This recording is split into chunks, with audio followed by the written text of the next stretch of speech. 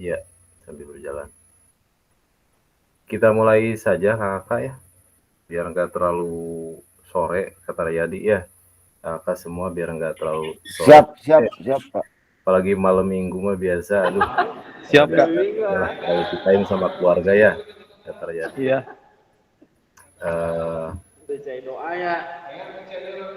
Kakak, Podcastnya tangga. kita ketemu lagi di Tatap Maya yang Salam, kesekian sok. kalinya. Salam. Siap. Nah, Semoga kakak-kakak semua masih tetap semangat mengikuti kegiatan PKG PJOK ini ya.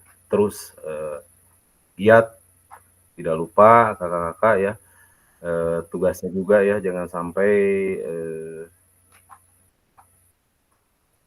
tertinggal ya. Baik, kakak-kakak, kita awali saja kegiatan pada sore ini dengan bacaan Al-Fatihah bersama-sama ya. Mudah-mudahan kita diberikan kelancaran. Bismillahirrahmanirrahim. Alhamdulillahirabbil alamin. Maliki yaumiddin. Iyyaka na'budu wa iyyaka nasta'in. Ihdinas siratal mustaqim. Shiratal ladzina an'amta 'alaihim. Waladhdallin. Baik kakak-kakak ya, terkait pertemuan hari ini, materi yang akan disampaikan ini sangat luar biasa pentingnya. Ini terkait kurikulum ya. Ini sangat penting, sangat krusial sekali di sekolah ya. Ini perlu kita bahas secara alot ya. Tapi nanti kita menyesuaikan saja. Kalau misalkan mudah-mudahan esensinya pada pertemuan Tatap Maya hari ini kita dapatkan ya, kita satu pemikiran ya. Mudah-mudahan kita satu pemikiran semuanya ya, jadi hasil kegiatan Tatap Maya sekarang ini kita mendapatkan esensi yang sama gitu. Baik kakak, izin share materinya.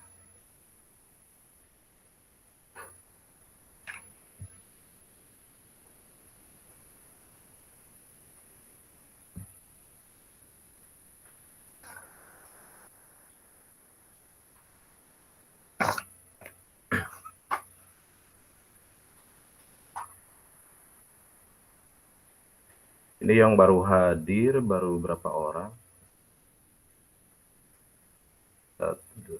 9, Pak. Ya, baru sedikit ya.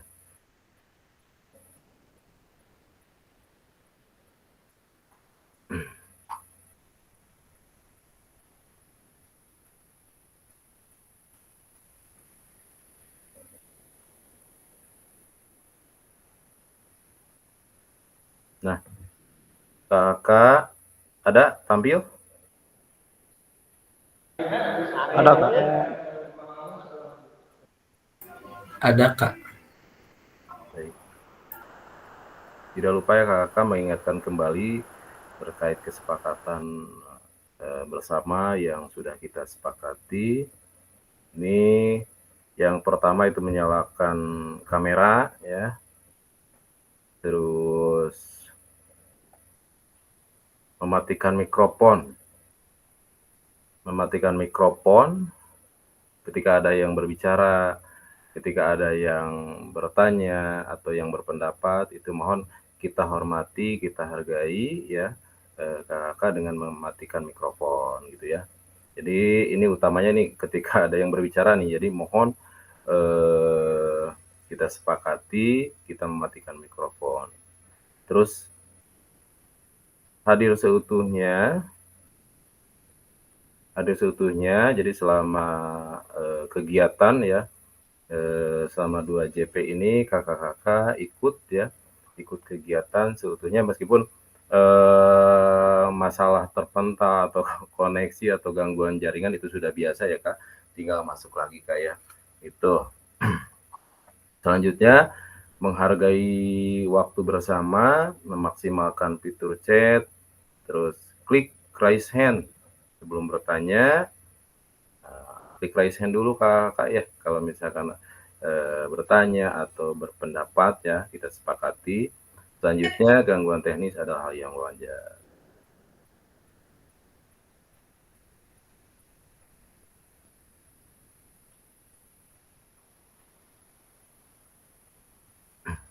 Nah, alhamdulillah Kak, di sini baru turun hujan. Sama ya Kak ya, hujan ya? Sama Kak, di sini Ya. juga hujan. Aduh. Mudah-mudahan Kak ya jaringannya baik ya Kak ya. Ya, mudah-mudahan tidak ada geluduk ya, Sok Paul Pak. Ya. Baik Kak, izin melanjutkan ya Kak. Tujuan dari pertemuan pada hari ini kakak-kakak ya, yang pertama itu kakak memahami 3 karakteristik utama kurikulum merdeka serta keterkaitannya dengan prinsip pemikiran Ki Hajar Dewantara gitu ya Kak. Ini mudah-mudahan kakak sudah membaca materi modul 1.5 ya terkait kurikulum ini ya, yang dibunyikan oleh Ki Hajar Dewantara itu apa Kak? Yang menuntun segala kodrat yang ada pada anak-anak. Nah, itu ya Kak ya. Menuntun apa gitu ya Kak ya, itu saya lupa lagi ya. Terus selanjutnya yang kedua, kakak-kakak mampu memahami pengembangan kurikulum PJOK ya. Kakak mampu memahami pengembangan kurikulum PJOK, terutama ini di cakupannya untuk kita ya di lingkungan tempat kita mengajar ya di sekolah. Terus yang ketiga, kakak mampu memahami menyusun program PJOK yang berkualitas dengan backward design. Nah ini kakak ya tujuan pertemuan kita pada hari ini ada 3. Yang pertama itu memahami 3 karakteristik utama kurikulum merdeka ya, yang keterkaitannya dengan prinsip pemikiran Ki Hajar Dewantara itu ya Kak ya. Yang kedua, mampu memahami pengembangan kurikulum PJOK. Yang ketiga, mampu memahami penyusunan program PJOK yang berkualitas dengan backward design. Ya ini mengulas kembali materi-materi yang sudah kakak baca.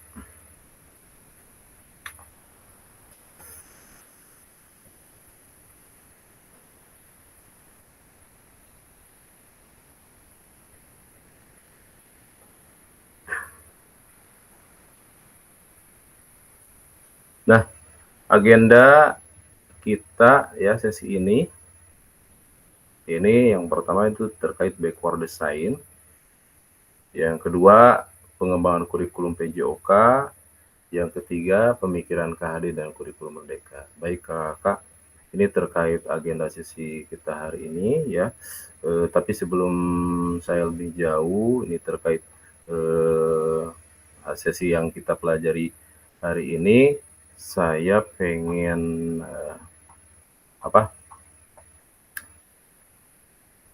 pengen bertanya atau misalkan silakan kakak-kakak ada yang tahu ya terkait backward design yang sudah kita pelajari ya. Ada yang tahu silakan Kak terkait backward design itu seperti apa ya. Teori backward design itu seperti apa gitu Kak. Silakan. Kalau misalkan ada yang ingin saya inginlah satu orang saja mewakili semua terkait teori backward design itu teori seperti apa gitu Kak.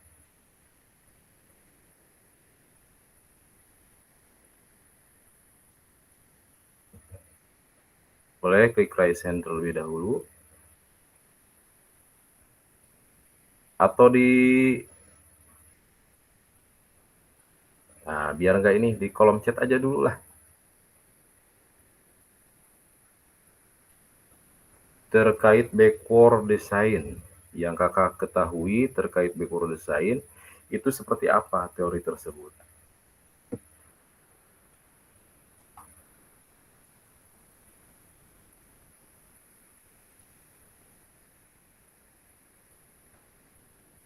Boleh menggunakan kolom chat Kak.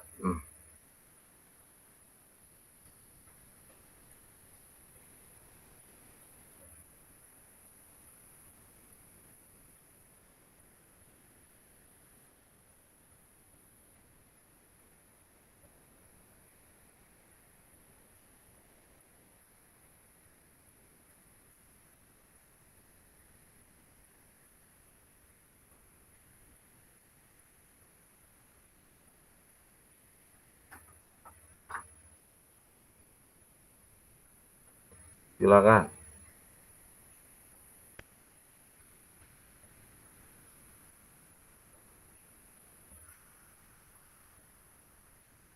Silakan kakak-kakak berkomentar di kolom chat.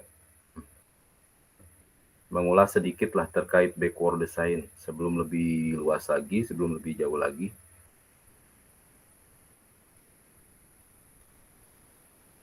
Atau mau langsung silakan.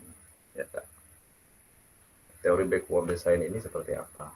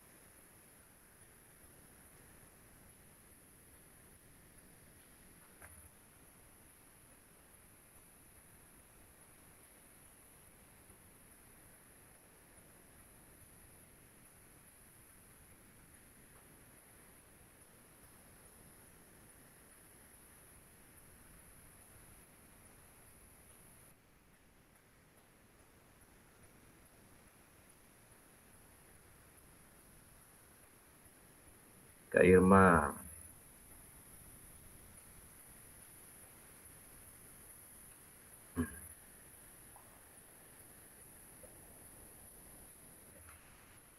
Kak Irma, pendekatan dalam perancangan kurikulum ya. Kata Riyadi, teori backward design pendekatan dalam perencanaan kurikulum yang berfokus pada hasil akhir pembelajaran. Boleh kata Riyadi di open mic, boleh? Ya Pak, gimana Ya. Pak? Terkait pemahaman kata Riyadi terkait Menurut teori backward design ini seperti apa, Kak? Boleh berbagi nggak? menurut saya ini Pak, teori backward design itu pendekatan kurikulum yang berfokus pada hasil akhir pembelajaran. Itu yang saya baca Pak.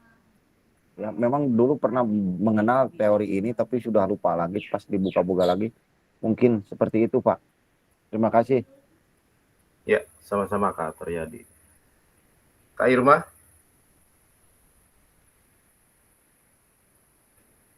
Boleh di open mic, Kak? Ya, Kak. Silakan, Kak. Ya, menurut yang saya baca ya, Pak, di artikel di sini bahwa backward design merupakan sebuah pendekatan dalam perancangan kurikulum, mata pelajaran, dan kegiatan belajar mengajar di kelas. Dari tujuannya yaitu memfasilitasi pembelajaran para siswa secara efektif.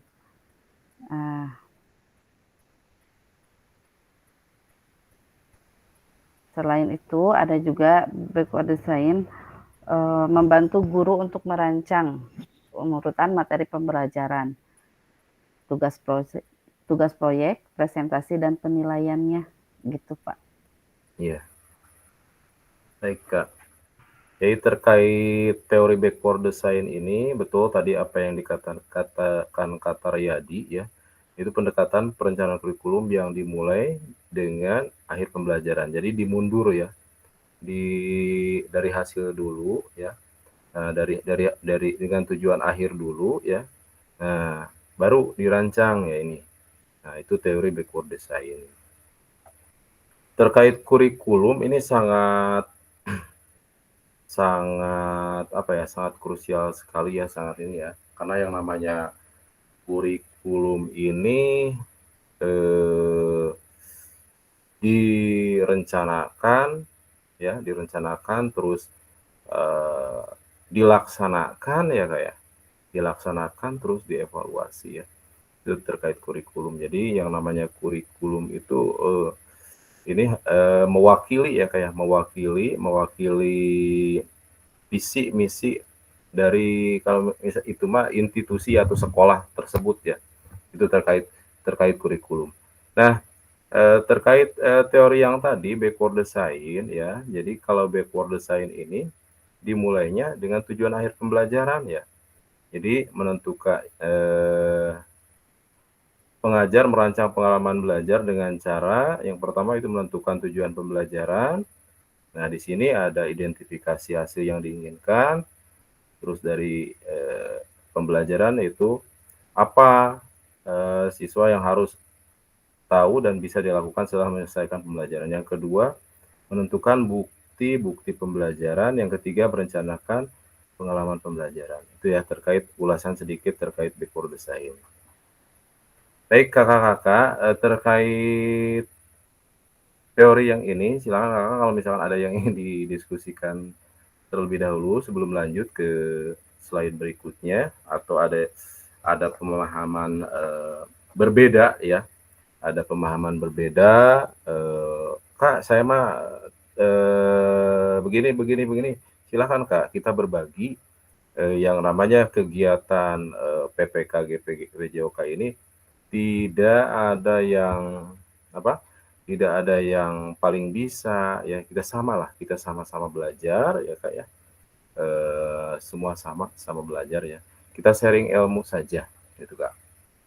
Jadi di sini kalau kakak-kakak ya niatnya untuk belajar, ada analogi ya Kak ya, ada analogi segelas air ya, satu gelas air kalau misalkan diisi terus penuh ya kayak penuh, kalau diisi terus si gelas itu penuh. Nah, kalau kita niatnya belajar, kita dalam gelas tersebut kita tumpahkan aja setengahnya aja dulu. Nah, biar masuk gitu Kak. Biar masuk, biar kita satu pemahaman terlebih dahulu gitu ya kayak. Jadi kaitannya dalam kegiatan ini Kakak sama ya Kak ya, sama semuanya kita sama-sama belajar, tidak ada yang paling bisa ya di sini ya, semuanya sama. Itu Kakak ya. Silahkan kakak-kakak berkomentar gitu ya, karena keaktifan kakak-kakak di sini dituntut ya kayak biar lebih hidup gitu Kak, biar enggak sebelah gitu Kak, biar enggak ini yang ininya biar rame lah gitu, kita ramekan ya gitu Kak ya, terkait kegiatan PPK gitu ya Kak. Baik Kakak, kalau misalkan nggak ada yang ingin ditambahkan, oh ini nih ada nih. Nah, Kak Angga Ibrahim. Kak Angga Ibrahim boleh di open mic, Kak Angga. Siap, Pak. Silakan Kak. Jadi menurut saya tadi sudah baca-baca bahwa backward design yaitu perancangan mundur. Iya. Dengan tujuan yang nyata dari kegiatan pembelajaran. Kemudian kita akan mundur untuk mengembangkan bahan ajar dan kegiatan yang memenuhi tujuan pembelajaran tersebut. Kurang lebih seperti itu, Pak. Iya, terima kasih Kak Angga. Satu lagi lah, Kak Agis. Kak Agis, silakan Kak. Di open mic. Ya, terima kasih Kak atas waktunya. Seperti yang sudah disampaikan teman-teman kakak, bahwa memang backward design itu sudah dijelaskan bahwa ya, desain mundur dimulai dari akhir terlebih dahulu, yaitu untuk tujuan nyata dari kegiatan pembelajaran. Kemudian kita akan mundur untuk mengembangkan bahan ajar dan kegiatan yang memenuhi tujuan pembelajaran tersebut. Jadi dalam prosesnya kita mulai daripada tujuan sendiri. Kalau tujuannya sudah kita ketahui, maka kita akan dapat menentukan bagaimana untuk pengembangan dari bahan ajar dan kegiatan-kegiatan yang akan kita lalui. Mungkin itu yang dapat disampaikan Kak. Iya, terima kasih Kak Agis ya untuk melengkapi ya, melengkapi ya terkait teori backward design ini ya. Jadi teori backward design ini dimulai dari mundur dulu ya, terlebih dahulu. Terus dalam prosesnya ya kita mengembangkan bahan ajar ya. Kita setelah itu diketahui ya baru prosesnya itu untuk memenuhi tujuan pembelajaran tersebut.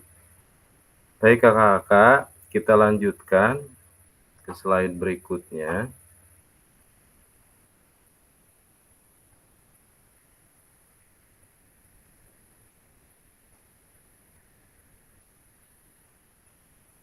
Nah, ini udah barusan ya kak ya.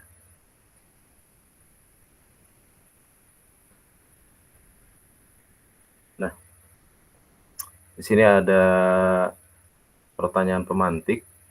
Menurut Bapak Ibu ya, menurut kakak-kakak dari skala 1 sampai 0, kira-kira seberapa dalam pemahaman kakak-kakak tentang kurikulum PJOK? Nah, silakan Kak di kolom chat saja dari 1 sampai 10.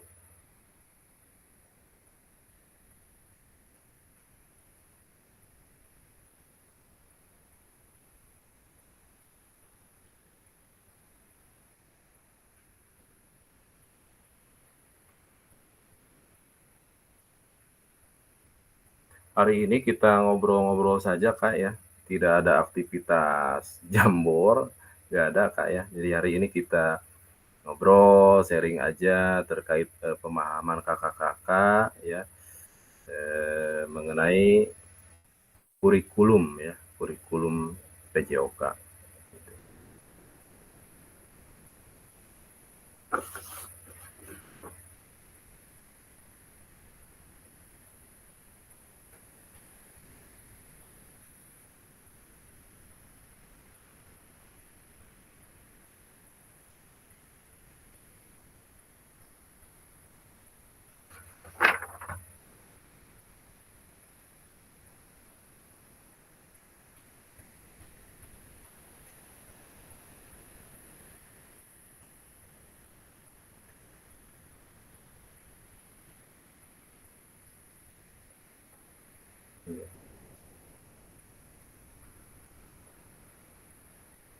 Kak Agis 6, Kak Nurul 5, Syawala 5, Kak Irma 5 ya.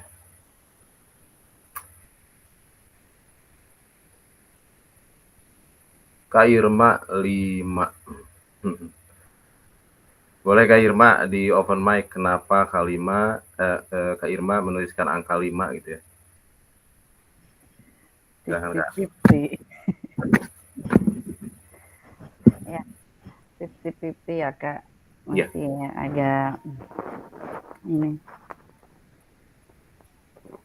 antara kurikulum PJOK dan kurikulum nasionalnya itu seperti apa perbedaannya ya. Tapi dalam kurikulum PJOK ini ada merancang program PJOK dengan mengacu pada kompetensi dasar yang harus dicapai siswa, mencakup kemampuan motorik, keterampilan, pengetahuan, kesehatan, dan kebugaran. Ya. Ya. Terima Ada kasih. lagi? Terima kasih Kak Irma.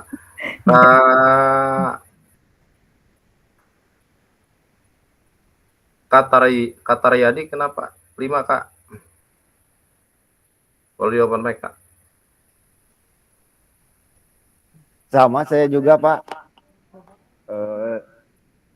5 karena pemahaman saya terhadap kurikulum PJOK itu memang tidak begitu tinggi karena apalagi sekarang ada kurikulum merdeka itu Pak ya. Jadi kita harus memahami hal yang baru lagi, belajar lagi. Sedangkan kan yang kemarin dipakai itu kurikulum 2013 itu. Jadi saya memberi kategori 5 karena dalam kurikulum 13 itu kan yang dibentuk peserta didik itu yang dibentuknya sikap, pengetahuan dan keterampilan, sedangkan dalam yang berpusat pada peserta didik tetap kurikulum 2013 itu berpusatnya pada peserta didik, dan untuk kurikulum merdeka itu lebih fleksibel. lebih fleksibel dan tapi masih tetap berpusat pada murid. Mungkin hanya itu Pak. Terima kasih. Ya, sama-sama Kak Taryadi. Ya, jadi terkait kurikulum ini betul ya. Tiap tahun ganti menteri, ganti kurikulum ya. Belum beres ya, kita belum beres menguasai materi kurikulum 2013 sudah ganti lagi gitu ya. Iya Jadi Pak, jadi puyeng tuh, capek Pak. Tiap tahun tiap tahun ganti lagi. Jadi pada tujuannya ya sama ya, 2013 sama Kurmal juga itu sama, semuanya juga berpusat SCA ya, berpusat pada peserta didik. Cuman ya betul apa yang dikatakan Kak Taryadi, ini untuk kurikulum merdeka ini lebih fleksibel ya. Apalagi sekarang mah ya Kurmer mah ada apa itu? Ada di sekolah itu ada P5, ada P5 ya, itu. ada P5 ya. Ada P5. Nah, gitu Kak. Terkait P5 itu sendiri Kak, kalau misalkan di tingkat satuan SMA ya. SMA ya, Kak Taryadi SMA. Kak, Iya boleh Pak, lah Kak, iya Pak. Iya. berbagi Kak, trik-triknya kalau misalkan di SMA itu seperti apa Kak penerapan P5 itu? Kalau kemarin di SMA saya itu apa? Limbah Pak. Jadi membuat tiap kelas itu apa limbah-limbah yang ada di sekolah itu dimanfaatkan supaya berguna. Jadi memang ada fasilitatornya tiap kelas itu. Jadi misalnya kelas ini akan membuat apa dari limbah botol bekas, kelas ini dari kertas membuat apa, bahkan ada yang membuat kertas dari bubur kertas itu Pak. Jadi limbah-limbahnya kertas itu nanti dipamerkan, ada pamerannya gitu. Seperti itu Pak. Iya, Kak Taryadi ya. Jadi itu penerapan P5 ya. Sekarang ada P5 segala ya di kurikulum teh. Kalau di Kak Irma untuk penerapan P5 bagaimana Kak? Jadi untuk P5 terutama di SD kemarin itu kan P5 tuh dalam 1 tahun teh minimal teh dua tema. Iya. Nah baru ngambil 1 tema kemarin teh. Cuman belum berjalan lancar di SD mah karena di kecamatan teh teu acan ngasosialisasikan perkawis P5. Painten nanti kan tiasa di bloknya si waktuna teh entah di bulan di semester akhir semester 1 duka ke awal semester 2 gitu. P5 na teh. Tah PJOK oge kamari teh di KKG teh nyaurkeun bade ngadamel proyek nyarira PJOK ogen perkawis P5 teh. Janten moal sasarangan ti guru kelas gitu. Bagi-bagi Kak, nanti Kak kalau proyeknya bagaimana Kak? Siap, kemarin teh baru itu mah baru di tema itu apa gaya hidup berkelanjutan awalna teh bade eta. Mung duka kumaha tah perkawis modulna teh acan ieu gitu. KKG teh. Sami Bu Irma abg ayeuna bade ngawitan deui nu P5 teh nu bae kamari teh nu bae rapat deui. Duka bade ngambil tema naon tah ayeuna. Ya, kamari mah waktu di SMP-nya kieu pengalaman P5 teh ambil semester ieu teh ambil 1 tema. Nah, tema na teh ibarat kebinekaan asa anu atos teh di SMP mah. Serentak kan 1 tingkatan namanya kelas 7 hungkul serentak eta. Sebagai guru mapel oge kan ngisi teh di modul nu sama gitu. Terus kayak di akhir we aya gelar karya gitu. Di akhir tema teh. Itu waktu di SMP mah. Enak benten deui ka SD mah gitu, hoyong benten PJOK ge hoyong ngadamel proyek cenah kitu projekna. Baik, terima kasih Kak Irma ya sudah Iya. berbagi terkait P5. Satu orang lagi, Kak Agis. Kak Agis di sini menulis 6 pemahaman Kak Agis terkait kurikulum ya. Silakan Kak Agis, boleh di open mic ya. Terima kasih Kak atas waktunya. Memang terkait kurikulum ini hal yang sangat menarik di kita khususnya di Indonesia ya Bapak Ibu. Tadi Kakak fasilitator juga sudah menyebutkan bahwa baru saja kita memahami kurikulum 2013 sudah masuk kurikulum merdeka. Kemudian kurikulum merdeka juga kita kan pernah ada kurikulum merdeka berubah, ada kurikulum merdeka apalagi ya dan sebagainya. Nah, terkait pemahaman kenapa saya memberikan nilai 6 terhadap diri saya, kebetulan mungkin saat ini saya diperbantukan di bidang kesiswaan, membantu Wakasek kesiswaan dan sedikit demi sedikit kadang selalu berkomunikasi juga dengan Wakasek yang lain seperti di bidang kurikulum. Nah, alhamdulillah setelah berkomunikasi apalagi berkaitan dengan kurikulum merdeka yang tadi sudah dijelaskan juga oleh Pak Taryadi bahwa kalau di SMA itu yang namanya program P5 Pak ya khususnya karena sekarang kan pembelajarannya ditambah dengan P5 seperti ada kebiasaan baik, kemudian tema-temanya itu ada tema tentang demokrasi, ada tema tentang pemanfaatan bahan-bahan yang sudah tidak terpakai. Jadi setiap semester itu ada yang 1 tahun minimal 2 tema, ada yang 1 tahun minimal 3 tema, ada kalau kelas 12 kalau tidak salah. Nah, kenapa di sini saya memberikan 6? Kebetulan terkait dengan kurikulum PJOK minimal karena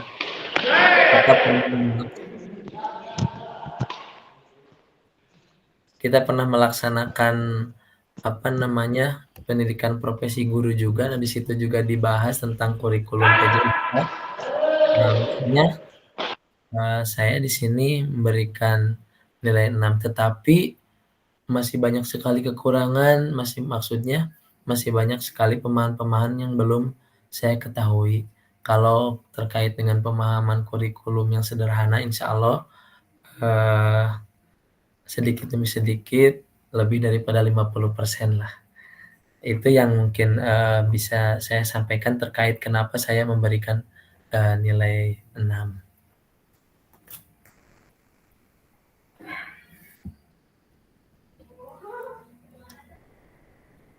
Mungkin Kakak fasilitator. Ya, terima kasih Kak Agis. Terima Sama-sama. kasih ya, luar biasa sekali pemaparannya terkait kurikulum. Kurikulum ya, kurikulum ini mewakili apalagi kita selaku guru olahraga ya. Kurikulum ini mewakili visi misi sekolah juga ya. Tapi untuk kurikulum itu sendiri ya terkait mata pelajaran olahraga ya, kita tujuan belajar anaknya itu tujuannya itu apakah tujuannya untuk kurikulum kebugaran ya kayak membugarkan ya kayak Peningkatan kebugaran Pak. Iya, kebugaran ya, lebih ke kebugaran ya. Tapi yang kita lalui, yang kita jalani di sekolah, justru di sana itu di kejadian yang kita laksanakan di sekolah, ada hal-hal yang lain seperti prestasi ya. Padahal dari tujuan kurikulum itu sendiri terkait mata pelajaran olahraga itu tujuannya itu membugarkan peserta didik.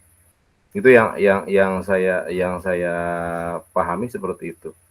Nah, mungkin Kakak-kakak, ada pemahaman sendiri terkait, kurikulum ya. Karena, jadi yang saya pahami itu seperti itu. Ini kurikulum itu, hanya, tugasnya itu, kita itu hanya untuk membugarkan peserta didik ya, gitu. Tapi pada kenyataannya, pada pelaksanaannya kita, di sekolah itu ada aktivitas seperti untuk, berkompetisi untuk, meraih prestasi gitu ya, ada kompetisi ya, di dalam hal-hal tersebut kan itu tidak dicatutkan di dalam, kurikulum tersebut, tidak ada gitu. Nah, Kakak ada pemahaman lain? Oh ini, Kak Angga Ibrahim. Kak Angga Ibrahim. Silakan Kak, berbagi Kak. Jadi kalau menurut saya untuk PJOK ini berfokus pada pengembangan keterampilan dan konsep gerakan yang dibutuhkan siswa untuk berpartisipasi dalam kegiatan fisik untuk meningkatkan kepercayaan diri seperti itu Kak. Kalau untuk prestasi dan kebugaran itu hanya bonus Kak. Itu untuk kebugaran harus ada pelatihan tersendiri tertentu bagi siswa. Seperti itu Kak. Baik. Terima kasih Kak Angga. Ya, terkait pemahamannya terkait kurikulum. Ada lagi yang lain? Terkait kurikulum ya. Ya. Terkait kurikulum di sekolah. Silakan, ada yang lain yang punya pendapat terkait kurikulum? Pendapatnya bagaimana? Nah, kita sharing di sini Kak ya. Jadi kalau Kak Angga barusan untuk masalah prestasi ya Kak, itu hanya sebuah bonus gitu ya Kak ya. Gitu. Jadi tetap kalau yang saya tangkap dari pemahaman Kak Angga itu terkait kurikulum itu lebih berpusat kepada keterampilan gerak ya Kak ya. Gitu Kak ya. Gitu. Psikomotornya juga ada ya Kak ya. Psikomotornya juga kan ya. Kognitifnya juga ada. Itu di dalam kurikulum tersebut. Nah, adapun ada seperti yang tadi dikaitkan masalah prestasi itu adalah bonus gitu menurut Kak Angga gitu ya. Kak Agis gimana Kak Agis? Baik, terima kasih atas waktunya Kak. Kalau berbicara tentang kurikulum itu kan seperangkat atau sistem rencana dan pengaturan mengenai bahan pembelajaran ya yang dapat dipedomani dalam aktivitas belajar mengajar. Jadi segala sesuatu yang akan kita lakukan itu disusun rapi oleh kurikulum tersebut, dan kita pun sebagai pengajar otomatis berbasis dari kurikulum tersebut yang sudah disusun, yang sudah terencana. Itu berbicara soal kurikulum. Jadi kalau kita berbicara kurikulum adalah pedoman kita sebagai pengajar untuk melaksanakan kegiatan pembelajaran. Nah, kalau berbicara masalah dari tujuan pembelajaran olahraga atau kurikulum dari PJOK, sudah sangat jelas sekali kita ketahui bahwa di PJOK itu kan pendidikan jasmani, olahraga, dan kesehatan. Nah, daripada itu, tujuan daripada kurikulum PJOK sendiri ya untuk membuat peserta didik lebih bugar arahnya. Nah, tapi selain menuju kepada peserta didik lebih bugar pun di situ ada pendidikan olahraga. Yang namanya pendidikan olahraga berarti kita juga bisa mengembangkan atau bisa mencari bibit untuk memfasilitasi peserta didik dalam bidang olahraga yang lainnya. Kemudian di kurikulum PJOK juga kita perlu mengenalkan tentang kesehatan kepada peserta didik. Nah, kalau dirangkum terkait dengan kurikulum PJOK sendiri, bahwa di dalam proses pembelajaran PJOK yang harus kita utamakan itu tentang bagaimana kita memberikan pengetahuan kepada peserta didik memberi pengetahuan tentang keterampilan kepada peserta didik, kemudian juga memberi pengetahuan kepada sikap kepada peserta didik. Jadi antara afektif, psikomotor, dan kognitifnya harus disesuaikan dengan kurikulum pembelajaran PJOK tersebut. Jadi kakak-kakak sekalian, yang saya ketahui tentang kurikulum PJOK bahwa mengutamakan terhadap kebugaran jasmani. Adapun untuk olahraga prestasi itu bisa disesuaikan lagi dalam kegiatan-kegiatan ekstrakurikuler. Mungkin itu yang bisa disampaikan. Mohon maaf apabila masih banyak kekurangan. Terima kasih Kak Agis sudah memberikan pencerahan ya buat kita semua. Nah, ini ada satu lagi Kak Taryadi ya, sudah raise hand. Kak Taryadi raise hand ya. Ya, silakan Kak. Terkait kurikulumnya jadi terasa nih. Aduh, Jadi ramai Kak. kayak gini Pak ini Pak Jadi tentang ramai kurikulum. nih. Iya Pak. Silakan Kak. Kalau menurut saya memang benar bahwa tujuan utama pembelajaran PJOK itu adalah untuk meningkatkan kebugaran jasmani atau fisik atau kesehatan. Namun memang Pak pada prakteknya itu kita sering melihat ada elemen-elemen kompetisi seperti ya kayak kemarin saja saya melakukan MKKS Cup itu kan ada kompetisi di sana. Tapi bukan sebuah hal yang kontra, menurut saya itu merupakan bagian, menurut saya itu memang merupakan bagian dari pendidikan PJOK itu tersebut Pak. Jadi yang diterap, saya ulang ya, gini Pak, kakak gini, saya nyari wasna itu ya. Jadi walaupun menurut saya itu bukan hal yang kontra Pak, tapi memang ini bagian dari PJOK karena alasannya begini. Di sana dalam kompetisi itu ada pendidikan karakter. Yang pertama adanya kerjasama, sportivitas, dan pengendalian diri. Terus yang kedua untuk pengembangan kesehatan mental. Terus kompetisi di sini, aduh mohon maaf Pak, saya di luar karena sinyalnya jelek kalau di dalam, apalagi di sini lagi hujan.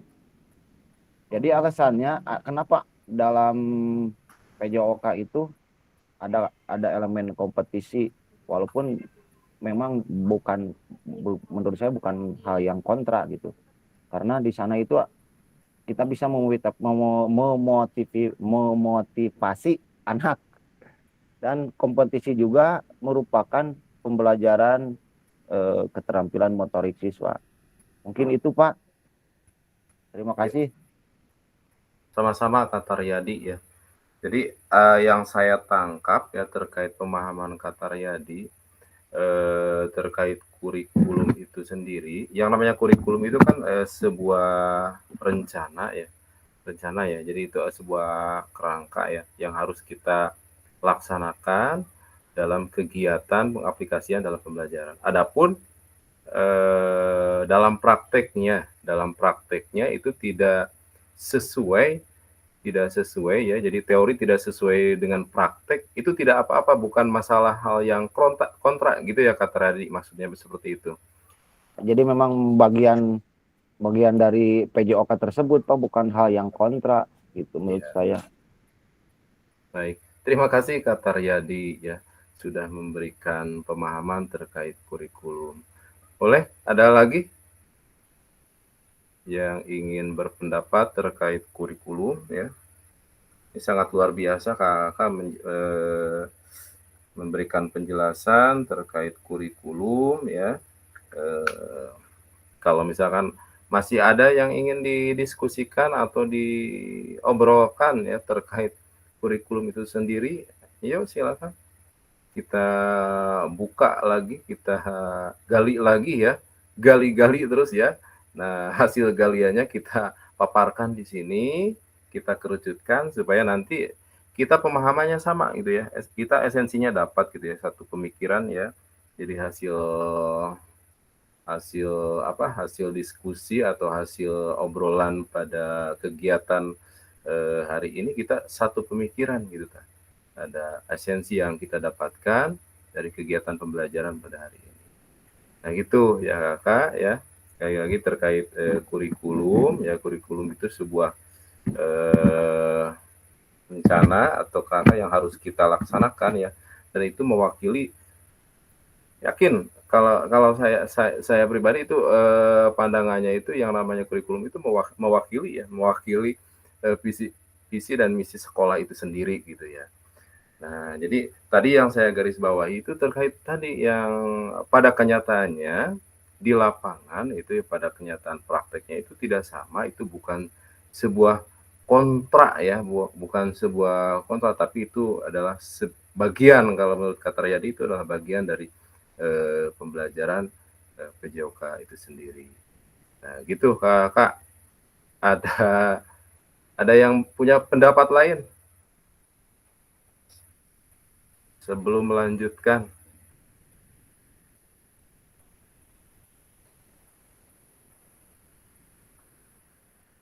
Kak Julius biasanya. Kak Julius lagi nyetir kayaknya Pak. Hati-hati Kak Julius. Hati-hati Kak Julius. Kak. Siap. Ya. Pak, nyimak Pak. Siap, hati-hati Kak Julius. Baik Kak, kalau misalkan tidak ada yang perlu dibahas lagi terkait kurikulum ya, Kakak silakan perdalam lagi ya, Kakak bisa belajar mandiri atau asinkronus ya di LMS ya, silakan Kak gali lagi ya, perdalam lagi terkait materi kurikulum ini. Nah, terus kakak misalkan ada mendapat pembenaran gitu ya terkait materi ini, boleh kakak jangan sungkan untuk meluruskan dan berbagi lagi ya, boleh di chat di WA grup, silakan Kak, ini saya punya pandangan ini nih yang real, ini ada pendapat dari misalkan dari siapa gitu ya, ada penemuan baru, silakan Kak ya, kita berbagi ya, di sini kita sharing ya, kita untuk mendapatkan satu esensi yang sama. Baik Kak, kita lanjutkan ya. Mudah-mudahan Kakak tidak ini ya, tidak puas sehingga Kakak pengen bertanya, pengen berbicara, pengen berkomentar ya, sehingga kita mempunyai kesepakatan yang sama. Itu Kakak ya. Baik Kakak, kita lanjutkan. Karena ini banyak sekali slide-nya ya. Mudah-mudahan saya bisa membersamai Kakak sampai slide saya, mungkin nanti ada slide saya yang dilewati nggak apa-apa ya Kak ya. Bagian yang kurang misalkan dilewati saja gitu.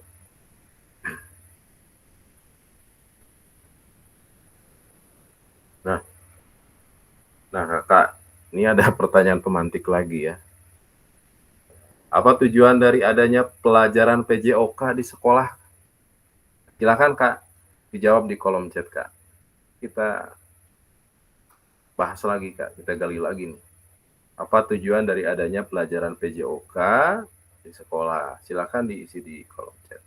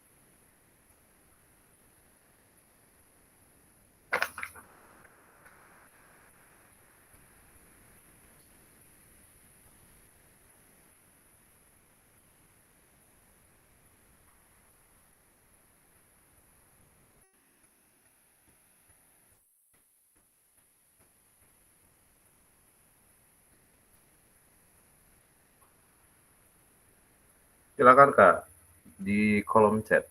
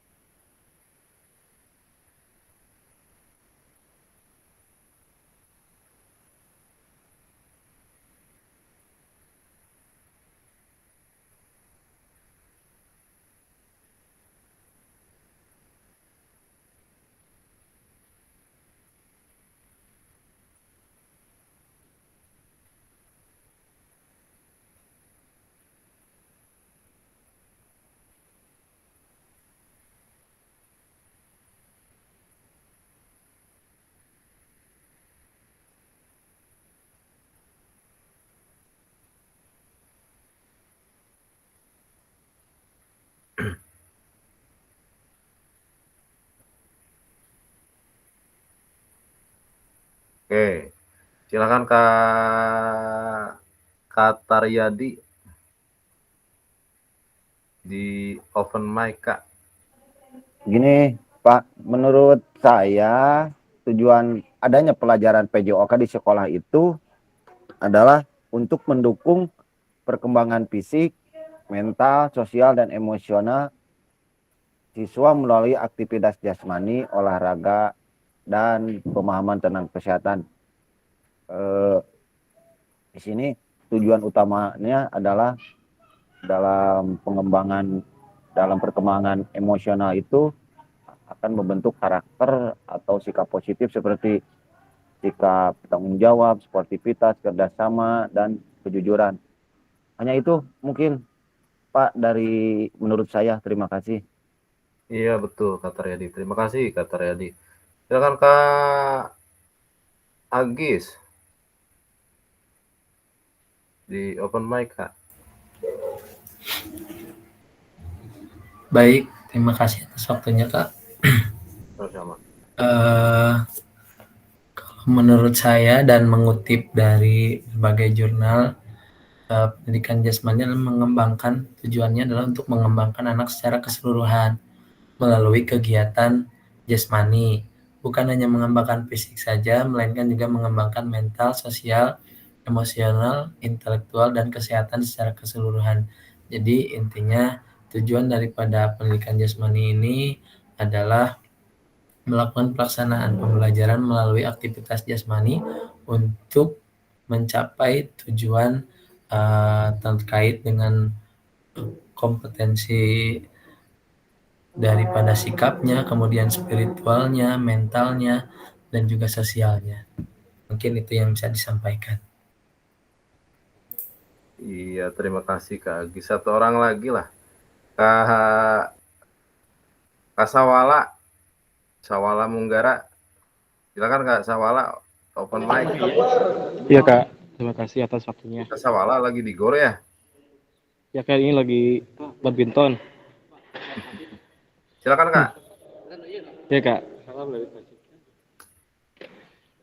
Nah, untuk menurut saya pribadi, tujuan pendidikannya sebenarnya di sekolah yaitu untuk mengembangkan potensi anak secara keseluruhan, baik secara mental, sosial, emosional, dan moral. Jadi intinya peserta didik bukan hanya dituntut untuk mengembangkan fisik, tapi harus secara keseluruhan bisa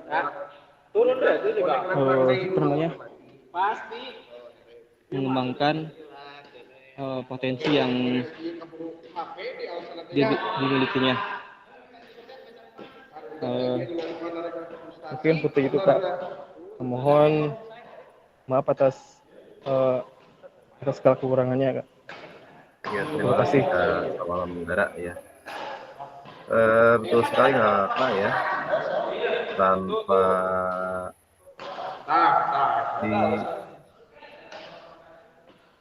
tanpa kita sadari ya, tujuan pembelajaran PJOK itu mencakup keseluruhan ya. Betul apa yang tadi katakan Kak Riyadi ya. Salah satunya itu yang saya tangkap itu pembentukan karakter. Ini sangat luar biasa sekali ya. Jadi dalam dalam tujuan pembelajaran PJOK itu ada pembentukan karakter di mana peserta didik di sana itu diajarkan tentang sikap fair play ya, di situ ya, belajar bertanggung jawab gitu. Nah, itu salah satunya ya. Jadi tujuan kegiatan pembelajaran PJOK itu salah satunya itu yang paling itu pembentukan karakter. Nah, itu ya. Terus jadi bukan hanya perkembangan fisik ya, udah jelas ya. Kalau perkembangan fisik ini sudah jelas sekali ya, dalam tujuan pembelajaran PJOK itu sangat jelas sekali itu ya. Tujuan yang paling ininya itu adalah belajar gerak ya, itu ke fisik ya.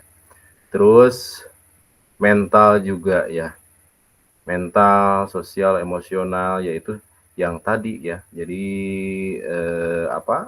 karakter itu yang tadi ya, ini mencakup ya dari mental, sosial, dan emosional. Nah, di situ ya itu dalam pembentukan karakter itu. Nah, dan pemahaman tentang kesehatan ya, betul ya. Jadi tujuan pembelajaran PJOK juga mencakup kesadaran kesehatan ya, memberikan pengetahuan tentang pentingnya pola makan sehat ya, terus kebersihan dan kesehatan secara umum, secara keseluruhan. Nah, mungkin itu Kakak ya. Silakan Kakak, ada yang berpendapat lain atau menambahkan terkait tujuan pembelajaran PJOK? Silakan Kak, sharing Kak, kita berbagi di sini Kak. Nah, menurut saya mah seperti ini ya. Menurut saya mah seperti ini. Silakan Kak, ada yang lain gitu. Kalau ini secara umumnya seperti ini. Misalkan di sini ada yang punya pendapat lain gitu kita bahas, kita gali bersama. Silakan Kak. Nah, silakan Kakak berbagi ilmu, jangan pelit Kak ya. Kita sama-sama belajar Kak ya. Di sini sama-sama belajar, tidak ada yang paling pintar, samalah, kita sama-sama belajar ya. Ini kita seorang praktisi semuanya juga ya, sama ya. Silakan Kak, ada yang punya pendapat lain terkait tujuan pembelajaran PJOK di sekolah? Ada? Kak Irma, ini kemana Kak Irma?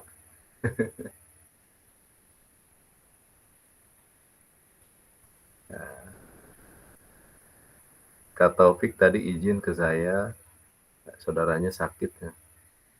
Tadi berusaha ikut, mau ikutan Zoom. Ada? Hadir, baru masuk. Nah, siapa ini? Pak Taufik. Oh, Kak Taufik. Aduh.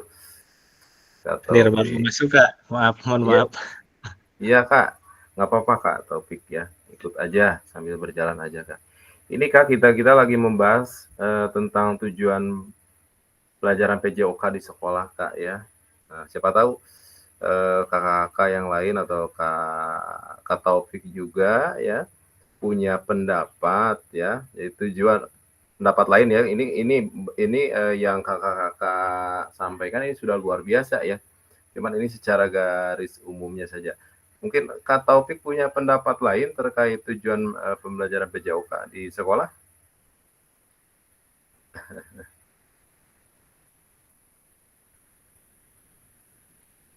Nah, ini tadi pendidikan jasmani. Silakan Kak, berbagi Kak. Untuk pembelajaran PJOK di sekolah ya, tujuan dari adanya pelajaran PJOK di sekolah mungkin bukan hanya sekedar untuk meningkatkan kebugaran saja, tapi juga untuk membangun atau mendidik anak-anak dari segi mental, emosional, dan juga sosial. Tidak hanya dengan pendidikan ataupun di luar PJOK, seperti pendidikan untuk pembinaan. Jadi ada perbedaan gini. Untuk pembelajaran PJOK itu lebih ke akademis. Jadi anak tidak ditujukan untuk prestasi, tapi untuk minimal mengetahui ataupun mengetahui nilai kebugaran dan juga sisi sosial, mental, emosional. Beda halnya dengan pembinaan di prestasi, itu tujuannya untuk prestasi gitu. Itu Kak, mungkin sedikit saya baru bergabung. Ya, terima kasih Kak Taufik ya. Cuman ada yang saya tangkap ya barusan ya terkait pemahaman Kak Taufik ya, jadi tujuan pembelajaran itu bukan jadi tujuannya itu lebih ke kebugaran ya. Nah, kalau prestasi, kalau tadi apa yang dikatakan Kak siapa tadi Kak Angga tuh ya, itu sebuah bonus ya. Kalau kata Riyadi itu bukan sebuah kontrak ya, itu merupakan sebuah proses pembelajaran juga sama ya. Jadi kakak-kakak ya di sini Kak Guardi ya. Jadi terkait kurikulum yang tadi ya. Jadi bukan hanya kurikulum PJOK ya, bukan hanya untuk membugarkan peserta didik ya, tapi ada kaitannya juga yang lain yang perlu kita perhatikan juga. Peserta didik itu dalam prestasi ya, gitu. Itu dalam prestasi gitu. Jadi yang saya tangkap barusan seperti itu. Saya salah menangkap? Coba diluruskan Kak. Silakan Kak Taryadi, diluruskan Kak. Silakan. Enggak Pak, saya mau bertanya Pak. Jadi apa yang dikatakan Bapak benar sekali.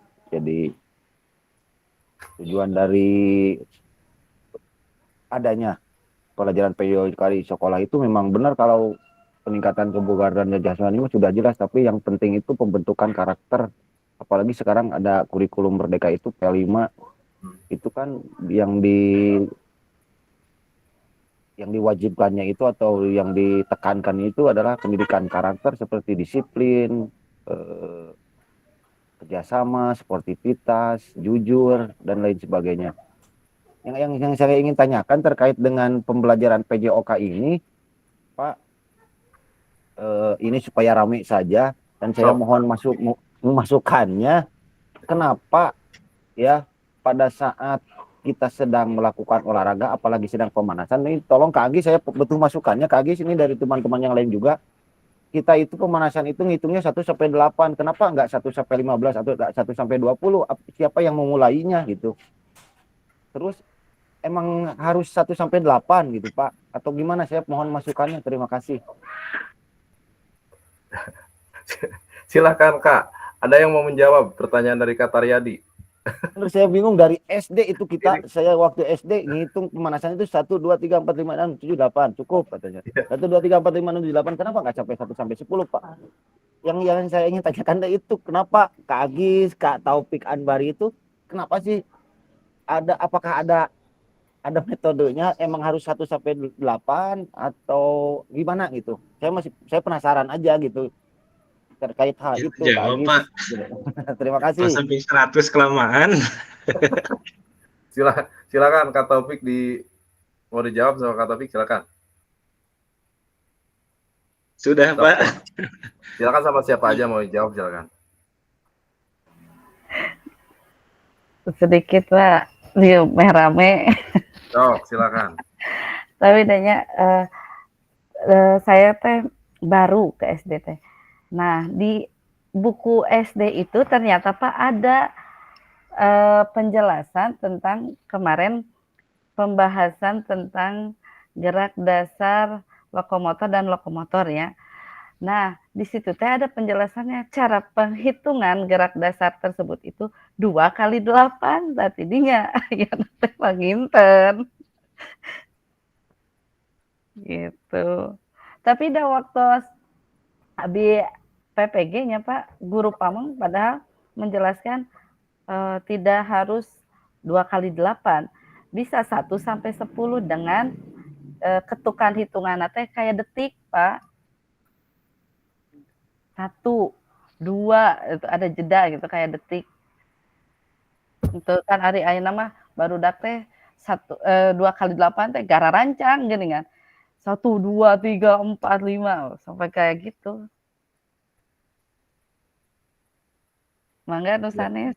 Ya, Mangga. nuhun Bu penjelasannya Bu. Ada yang lain? Silakan. Kunaon cenah kenapa hitungan pemanasan itu dari dulu 1 sampai 8, kenapa enggak 1 sampai 100 gitu ya kayak ya. Kalau Kak Taufik tadi jawab kalau 1 sampai 100 kelamaan gitu ya, Kak. Tapi kalau saya pribadi itu ya terkait hal yang seperti itu tujuannya itu ya itu salah satunya itu mungkin tadi ya kalau misalkan hitungannya terlalu panjang itu kelamaan karena ada durasi waktu yang harus kita tempuh ya. Jadi dalam kegiatan pembelajaran itu kan bukan hanya ini kan ada kegiatan, ada pembuka, terus ada inti ya, terus dan ada kegiatan penutup. Kalau misalnya kita berhitung, wah itu sampai sekian itu terlalu lama. Terus dari yang saya baca itu terkait hitungan ya, mohon dikoreksi juga ya Kakak ya. Itu tujuannya itu supaya mudah diingat ya, tujuannya itu mudah diingat sehingga membantu peserta didik tetap fokus. Itu salah satunya seperti itu. Ya, terus koordinasi menghitung secara berurutan dapat membantu meningkatkan koordinasi gerakan terutama saat melakukan latihan tertentu, menciptakan ritme. Nah, itu salah satunya ya Kak ya. Terus durasi juga. Jadi mungkin itu alasannya. Silakan Kak, ada yang silakan. Ada yang berpendapat lain? Izin menambahkan, Pak. So, silakan Kak. Mungkin untuk pemanasan tadi kata Bu Irma ya, menambahkan juga untuk statis itu idealnya memang 8 sampai 10. Kalau saya menggunakan sampai 10 untuk statis itu hitungan kalau ya secara fisiologinya itu berarti otot manusia itu memerlukan kalau tidak salah ya ini menurut apa yang saya pelajari dulu gitu, emut hilap gitu. Jadi diperlukan waktu rentan 8 sampai 10 detik untuk meregangkan itu di peregangan statis. Kemudian yang tadi untuk dinamis 2 kali 8 itu ya tadi Kakak juga bilang membantu koordinasi hitungan 2 kali 8 dan juga idealnya itu untuk dinamis itu 2 kali 8 untuk otot agar lebih siap dalam melakukan aktivitas. Ya, seperti itu, Pak. Ya, terima kasih Kak Taufik ya. Sudah ini memberikan pencerahan ya. Nah, gitu ya kata Riyadi ya. Jawabannya seperti itu. Mungkin Kak Munggara Kak Agis. Kak Agis punya pendapat lain? Mangga Kak Agis, saya mah supaya rame aja ternyata pertanyaan sepele saja gitu ternyata rame oke gitu kan Pak. Iya, asli. Hebat ya mah. Silakan Kak. Ini mah orang ngobrol gitu, kita ngobrol lah hari ini. Oh, Kak Agisnya malah keluar. Terpental mungkin ya. Nah, itu Kakak ya. Kata Riyadi luar biasa pertanyaannya ya. Sehingga membuat kita semangat lagi ya. Kak Irma Raisen, silakan Kak Irma. Bapak-bapak Manawi ya wayahnya saalit nih. Pami nuju ngajar barudak sok emosi tara. Heuteut ieu sawae tah, sok kadang emosi ya.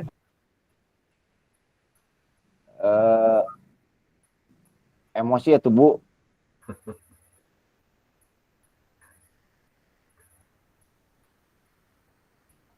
Kalau saya ya yang namanya pekerjaan Bu kadang gitu tuh lagi mood semangat, kalau ya lagi enggak ya enggak kan, namanya juga manusia lah ya enggak sempurna gitu. Kalau memang semangat ditahan emosinya gitu Bu. Kalau kamu emang nggak semangat, saya nggak bisa nahan emosi, cuman bisa ngusap dada aja Bu.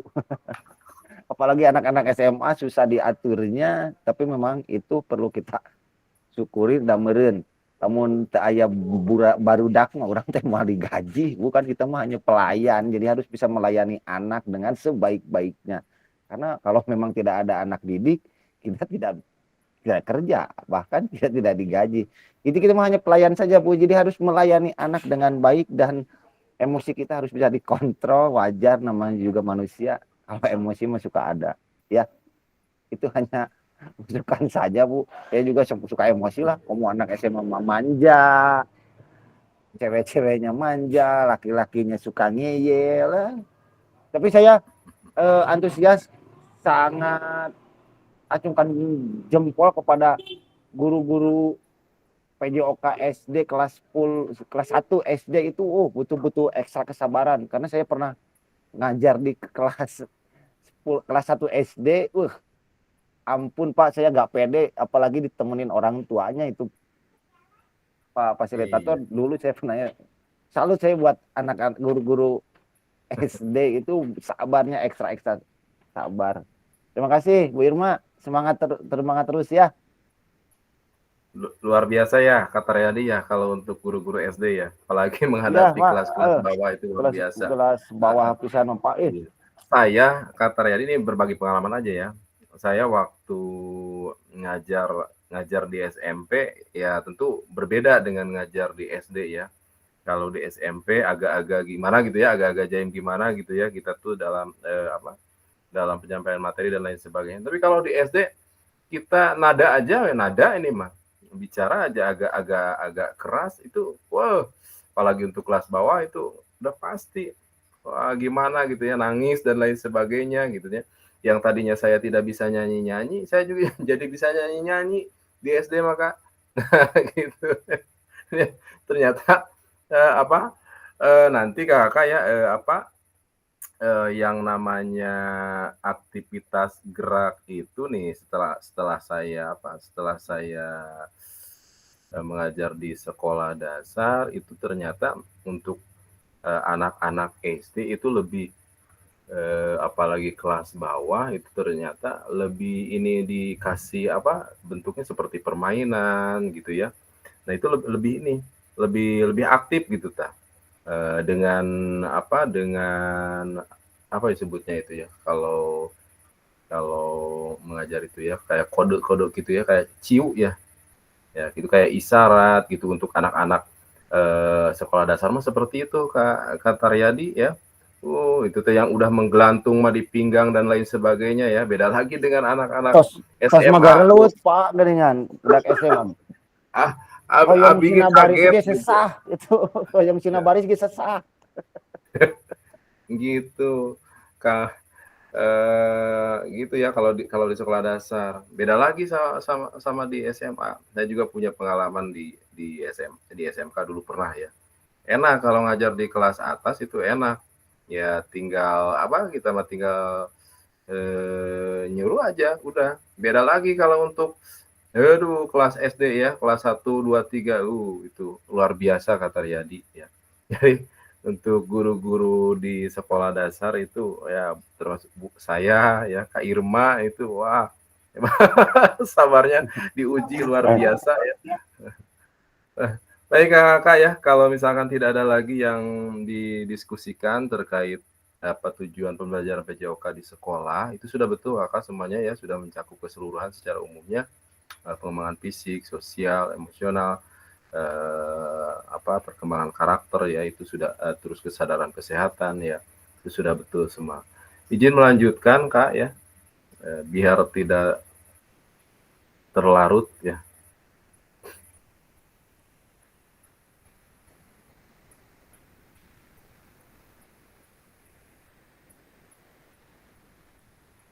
Nah, ada Kak ya slide-nya Kak?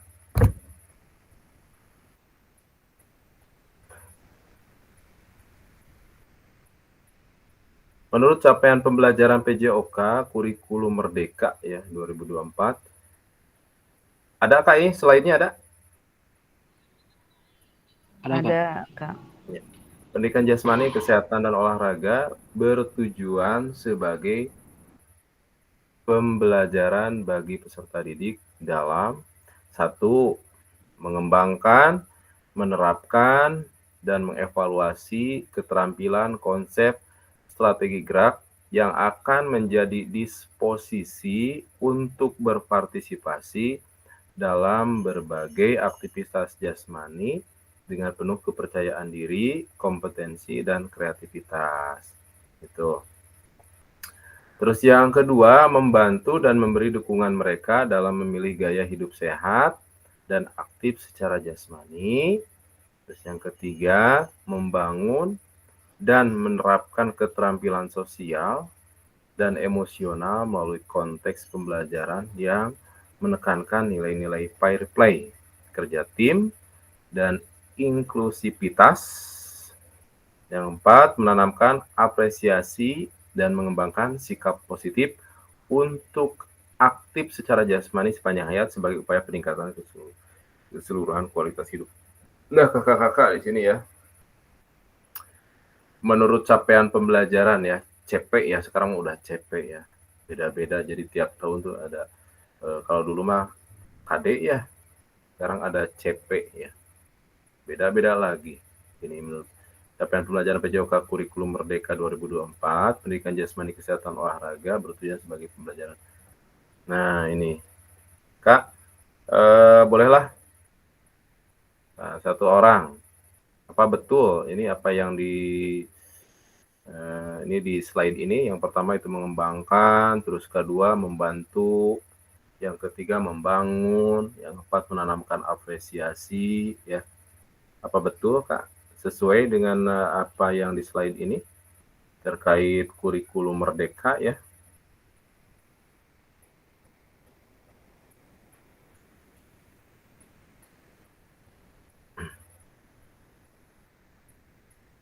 Nah, kakak-kakak harus dipancing dulu di kolom chat biar rame ya kawan. Silakan Kak, di kolom chat aja dulu Kak lah, biar rame, nanti kita pancingnya di kolom chat. Nah, terkait kurikulum merdeka nih, apakah sudah sesuai apa yang ditulis di slide ini?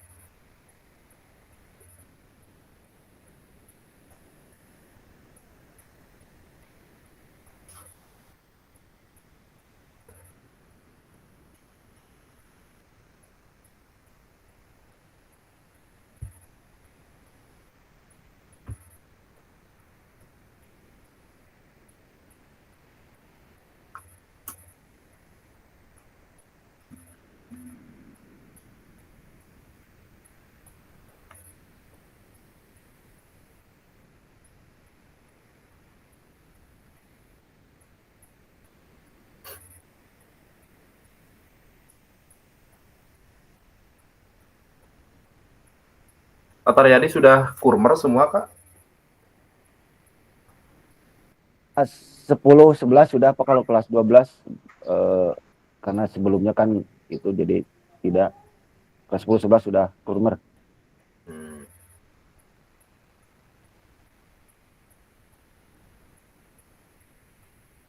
Silakan Kak, berpendapat, berkomentar Kak terkait slide ini Kak. Apakah sudah betul ini apa yang ditulis di slide PPT ini terkait kurikulum merdeka ini, apakah seperti ini?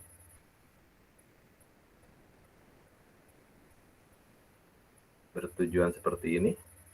Apakah sudah betul? Sudah mewakili gitu tak? Kak Irma kayaknya nih mau ini udah nggak nahan nih. Silakan Kak Irma lah, kita ngobrol aja Kak lah. Aduh. Silakan Kak. Ya, betul gitu Pak, atas hanya ya dalam mengembangkan pengintannya dari segi mengembangkan gitu, bisa mengembangkan kemampuan anak, menerapkan, dari segi menerapkannya itu mungkin menerapkan dalam keseharian. Nah, terus dari segi mengevaluasi ada hasil evaluasinya itu ada yang tadi hasil dari mengembangkan dan menerapkannya.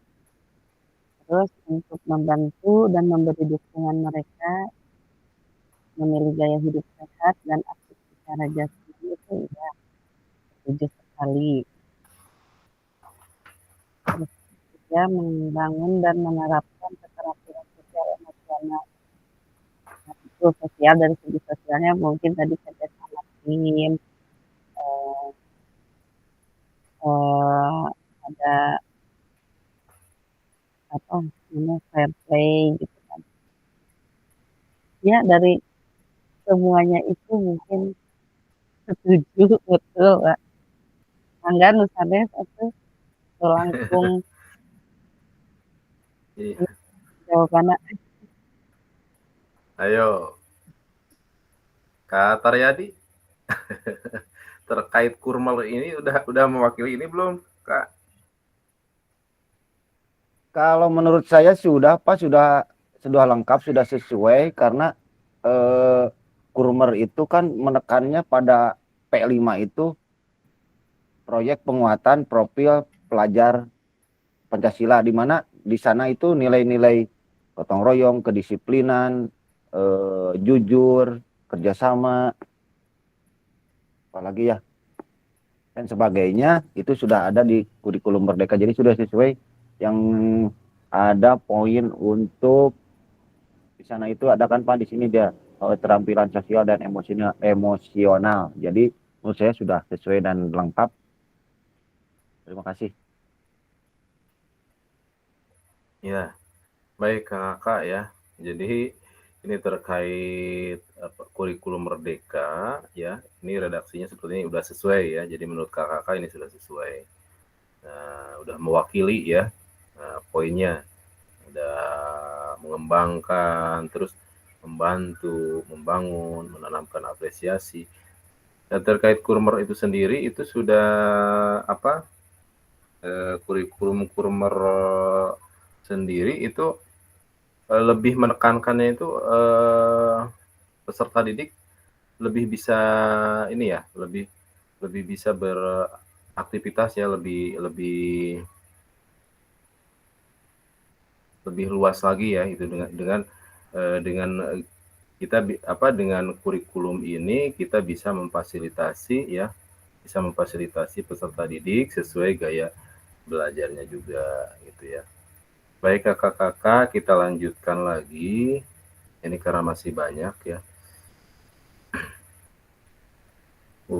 Mari berdiskusi sesuai pertanyaan pada slide berikutnya.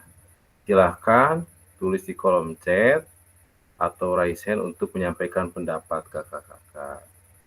Baik kakak ya, kita diskusi di sini kak ya. Kita ngobrol ya, ngobrol-ngobrol aja, ngobrol-ngobrol bermanfaat. Terlepas dari kurikulum apapun ya, di Indonesia ini kan berganti-ganti ya, dari dulu dari KTSP, saya ngalami itu KTSP, terus apalagi sebelum KTSP itu apa ya dulu? Ada ya, apa Pak. lagi? Dulu mah TPU TPK saya pas kuliah itu KBK, Pak. Ya. KBK ya Pak. Iya, CBS KBK ya dulu ya. KBK terus sekarang sebelum kurmer Kurtilas ya. Terus kurikulum. Katanya sekarang ada lagi Kurnas itu kan Pak ya, mau ada Kurnas gitu. Iya. Ya gitu ya, di Indonesia itu belum beres satu sudah muncul lagi ya. Dacan beres, dacan matang, kita udah diganti lagi ya. Ganti menteri, ganti pemimpin, kita ganti lagi ya. Itu terkait kurikulum juga ya. Jadi bagaimana ya kalau secara ini ya, kalau saya sendiri berpikir itu bagaimana kita mau ini belum beres yang satu sudah muncul lagi perubahan yang baru. Nah kakak, ini terlepas dari kurikulum apapun, apakah selama ini Bapak Ibu sudah memahami dengan baik tujuan mata pelajaran dan menjadikannya sebagai acuan? Silakan Kak. Ini pertanyaan pemantiknya seperti ini. Silakan kakak tulis di kolom chat saja.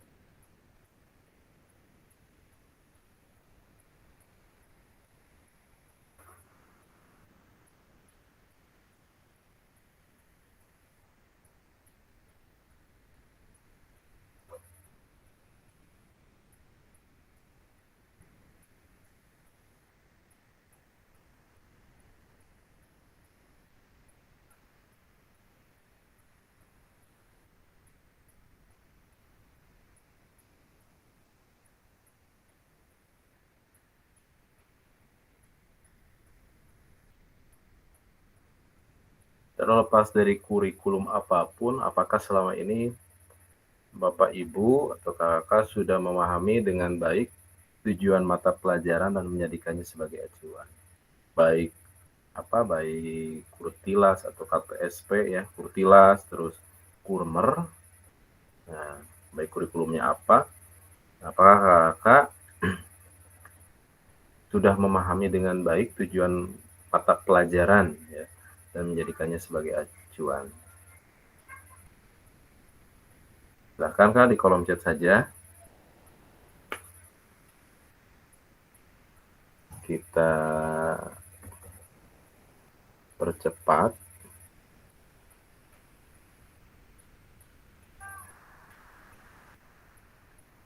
Silahkan Kak di kolom chat atau mau langsung? Di kolom chat aja Kak.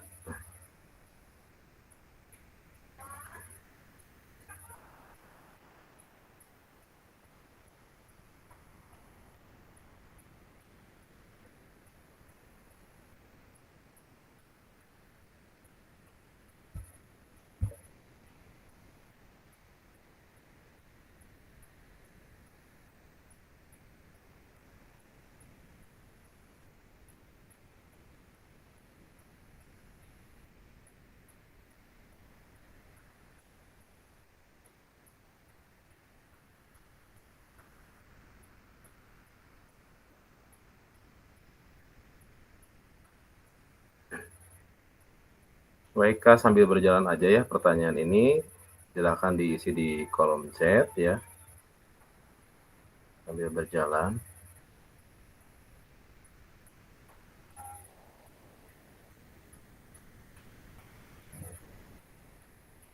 Ini juga sama ya Kak ya. Dalam konteks kurikulum merdeka, apakah tujuan-tujuan ini bisa dicapai?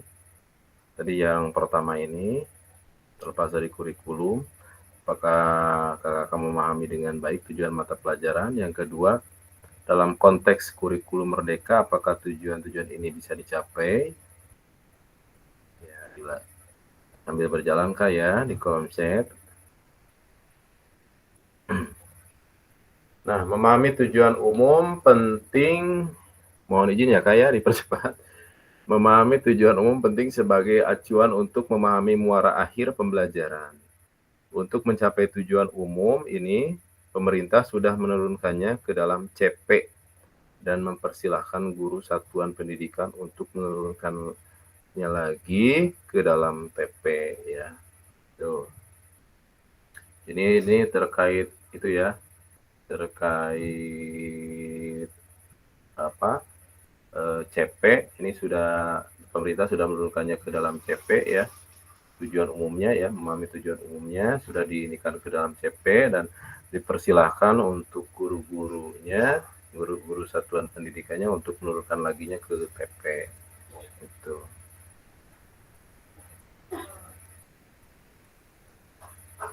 Baik kakak-kakak, lanjut lagi ya. Bagaimana memastikan agar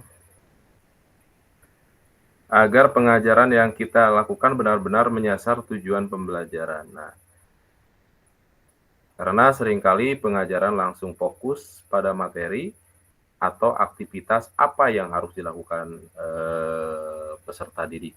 Nah, Kak, yang ini Kak, kita bahas dulu sebentar Kak, ya. Kalau yang tadi sambil berjalan di kolom chat ya, yang ini aja nih.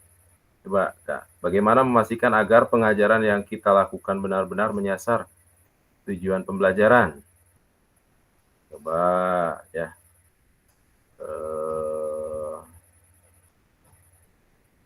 Silakan Kak, berkomentar Kak.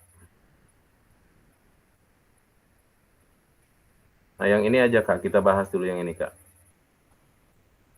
Yang tadi sambil berjalan di kolom chat aja, yang ini. Coba, silakan. Ada yang mau berpendapat? Kak Agis, silakan Kak Agis. Ya, terima kasih atas waktunya. Menarik ya Kakak. Bagaimana memastikan agar pengajaran yang kita lakukan benar-benar menyasar tujuan pembelajaran. Karena seringkali pengajaran langsung fokus pada materi atau aktivitas apa yang harus dilakukan murid. Biasanya kan dalam pembelajaran ada yang dinamakan asesmennya kayak. Nah, asesmen sendiri kan ada asesmen pada saat proses pembelajaran, ada asesmen yang dilakukan saat setelah pembelajaran. Nah, supaya kita mengetahui atau kita bisa memastikan apakah pelajaran yang kita lakukan benar-benar menyasar pada tujuan pembelajaran, saat peserta didik melakukan aktivitas, kita bisa melakukan asesmen tersebut, bisa melalui observasi dan lain sebagainya, ataupun bisa kita lakukan asesmen di akhir pembelajaran dengan melakukan tes kepada peserta didik, baik biasanya tes keterampilan yang bisa kita lakukan di akhir, ataupun tes kognitif dengan memberikan pertanyaan-pertanyaan sesuai dengan tujuan pembelajaran yang ingin kita capai. Mungkin seperti itu, Kak.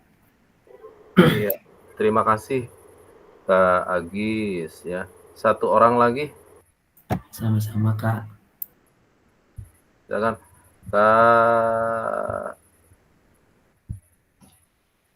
Kak Taufik. Bisa open mic Kak Taufik? Iya Kak. Ya, Kak Taufik. Terkait ini nih Kak, yang slide yang ini. Bagaimana Kak pendapat Kakak? Ya, terkait pertanyaan ini bagaimana memastikan agar pengajaran yang kita lakukan benar menyasar tujuan pembelajaran.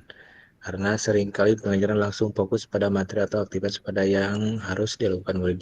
Ya benar nanti tadi kata Kak Agis Kak, karena dalam sebuah pembelajaran ada asesmen.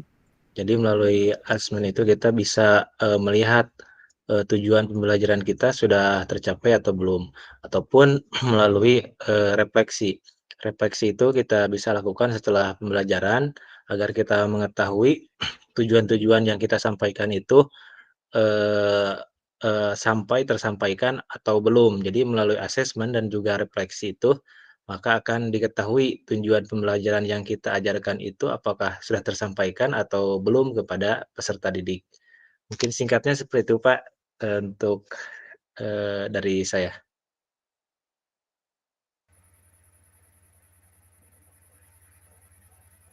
Terima kasih Kak Taufik ya sudah memberikan pencerahan kepada kita semua. Kak Taryadi mau ini menambahkan?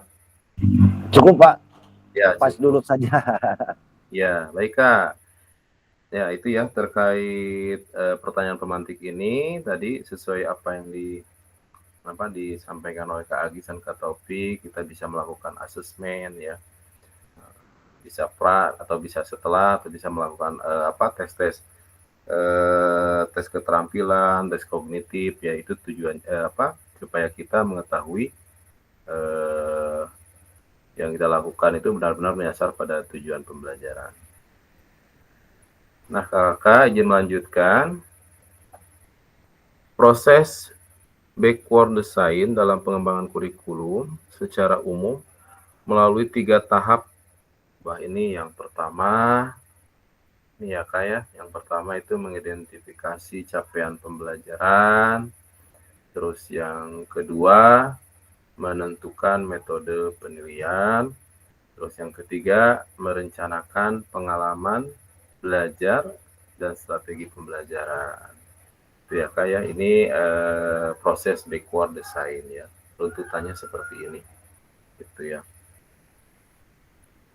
Lanjut Kak, ini pesan kuncinya, backward design merupakan proses sistematis yang memastikan kesesuaian kurikulum dengan capaian pembelajaran yang diinginkan.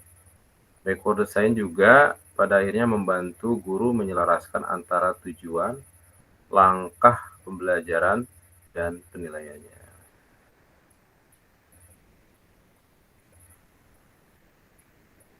Aktivitas 2, penyusunan program PJOK. Lanjut Kak ya. Kurikulum berbasis standar manakah yang benar-benar definisi di bawah ini? Lanjut aja. Kurikulum merupakan seperangkat aktivitas untuk menguasai keterampilan. Buku teks peserta didik dapat dikatakan adalah suatu kurikulum. Salah juga ya. Kurikulum adalah suatu standar untuk mengetahui apa yang peserta didik harus pelajari meliputi keterampilan, pengetahuan, dan sikap. Nah, ya. Jadi yang benar ini ya Kak. Kurikulum berbasis standar, manakah yang benar definisi di bawah ini? Kurikulum adalah suatu standar untuk mengetahui apa yang peserta didik harus pelajari, meliputi mencakup keterampilan ya, kognitif dan afektifnya ya, psikomotornya ini semuanya.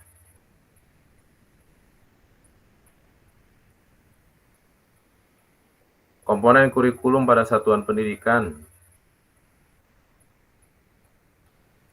Pelaksana kurikulum merdeka, 1 struktur kurikulum, 2 capaian pembelajaran, 3 pembelajaran dan asesmen, 4 penggunaan perangkat ajar, 5 kurikulum satuan pendidikan.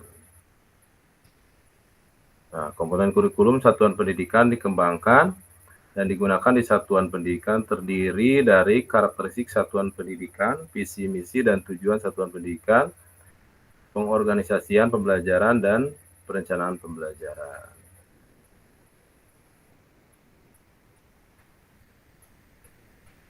Nah, di sini ada pertanyaan pemantik, mengapa kurikulum operasional berbeda antar satuan pendidikan? Nah, agar bermakna kurikulum operasional satuan pendidikan dikembangkan sesuai dengan konteks dan kebutuhan peserta didik dan satuan pendidikannya, ini bisa menjadi kabar gembira ya, Bapak dan Ibu dapat menyusun program yang relevan serta kultur gerak di mana peserta didik tinggal. Mari berbagi cerita pada saat kakak menyusun kurikulum PJOK. Nah, bagaimana kakak selama ini merancang program PJOK sebagai bagian dari pengembang kurikulum mata pelajaran PJOK? Kak, yang ini Kak, kita ini dulu Kak. Silakan Kak. Ada yang mau ini terkait ini. Bagaimana Bapak dan Ibu selama ini merancang program PJOK sebagai bagian dari pengembang kurikulum mata pelajaran PJOK? Perwakilan 1 orang saja silakan, atau 2 orang lah. Kak Taryadi boleh Kak? Belum Pak, nanti dulu mau berpikir dulu. Iya, oke Kak. Iya, silakan Kak. Silakan Kak, 1 orang atau 2 orang perwakilan saja.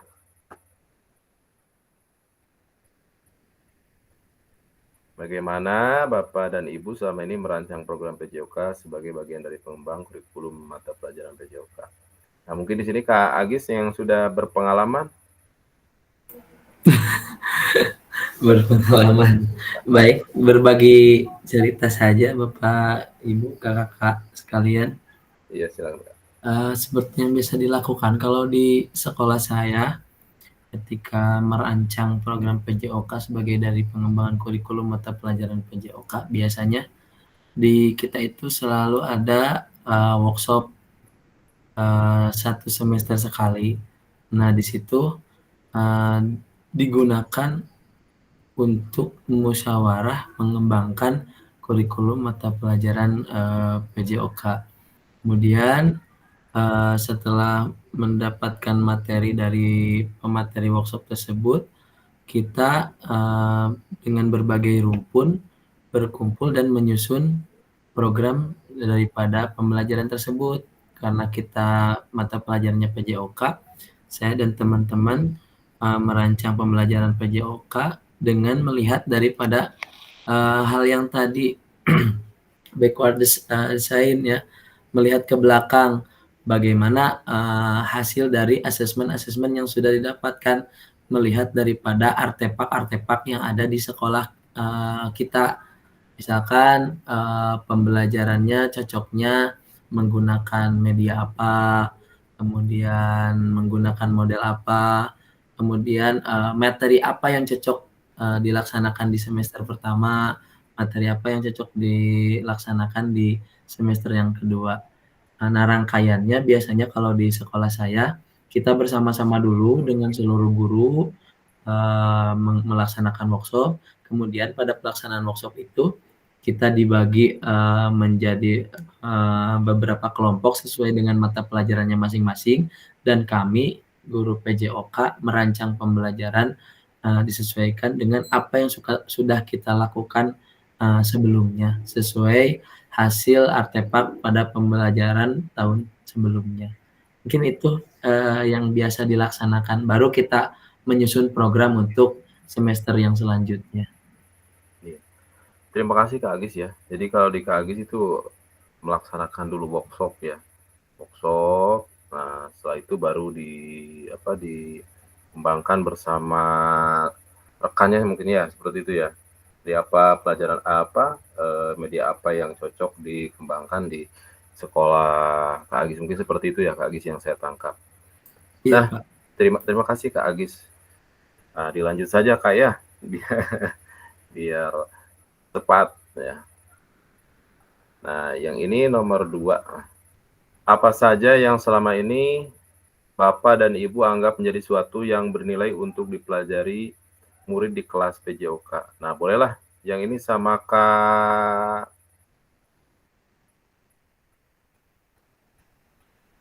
siapa? Kak Taryadi boleh yang ini. Yang lain dulu, Pak. Siapa? Kak Taufik. Iya, Kak. Jangan Kak, yang nomor 2 sama Kakak, nanti yang nomor 3 sama Kak Taryadi ya. Silakan Kak. Ya. Mungkin yang saya anggap menjadi sesuatu yang bernilai itu dalam pembelajaran PJOK khususnya itu perkembangan karakter peserta didik, Kak. Jadi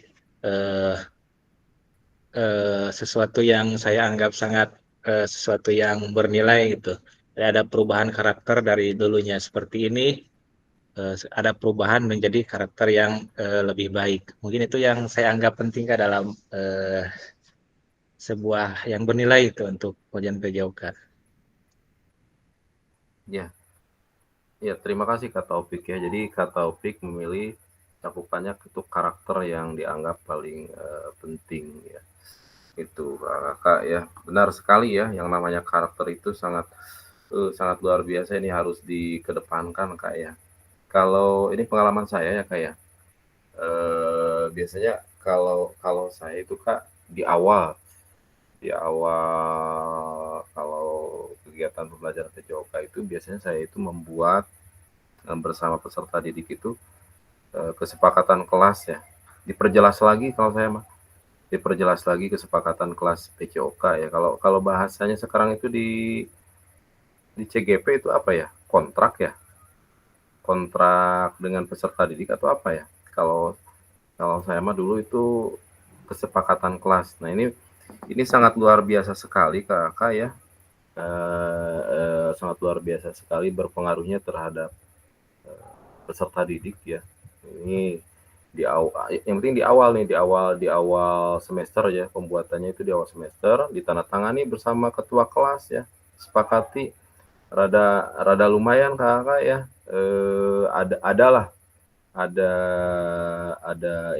Ada pembeda lah gitu ya.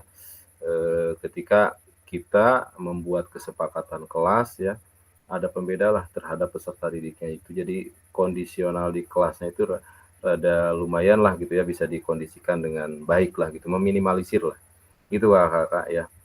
Nah itu sesuai apa yang tadi disampaikan sama Kak Taufik, yang menurut paling penting itu karakter ya kalau Kak Taufik. Nah ini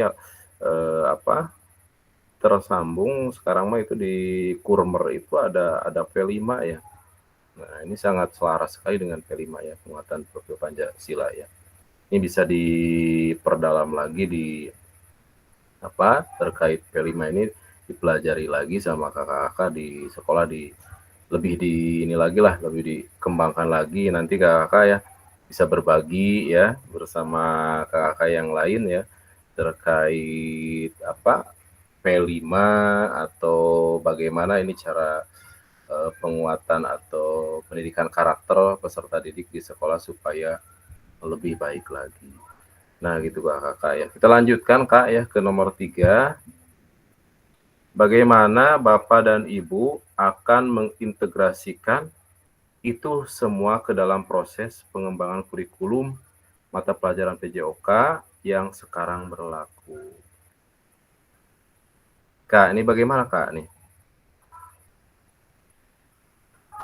Kak Irma, masih ada?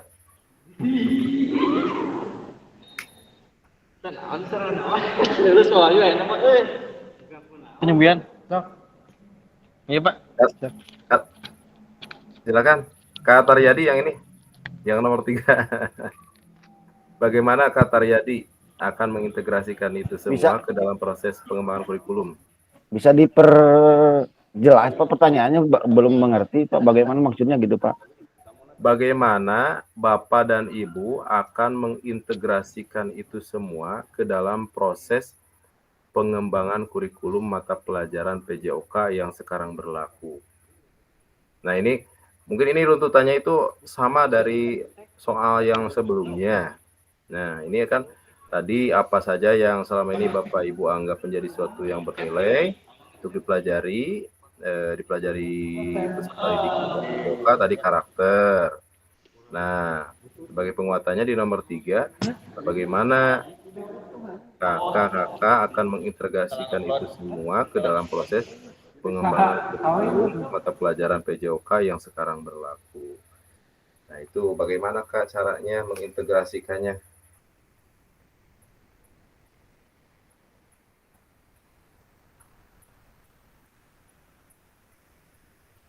Boleh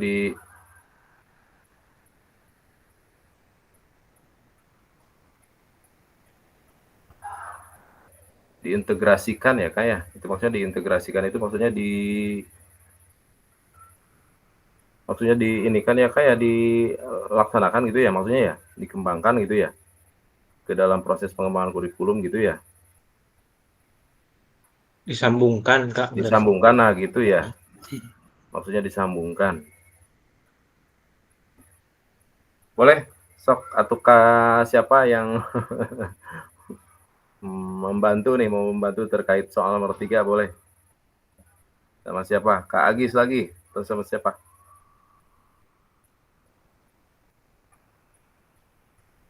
Kak Irma. Ditembak aja lah. Silakan Kak. Oke, bagaimana Bapak Ibu akan mengintegrasikan? Mungkin yang dari tadi jawaban pertama Pak Agis ya Pak. Iya. Mengenai diadakannya workshop gitu ya. Nah, Terus tadi Pak Taufik yang pertanyaan kedua, pengembangan karakter. Jadi untuk mengintegrasikannya mungkin ya Pak, mohon koreksinya. Dengan membuat perencanaan bisa berupa, kalau sekarang modul ajar Pak intinya Pak, dari hasil workshop, dari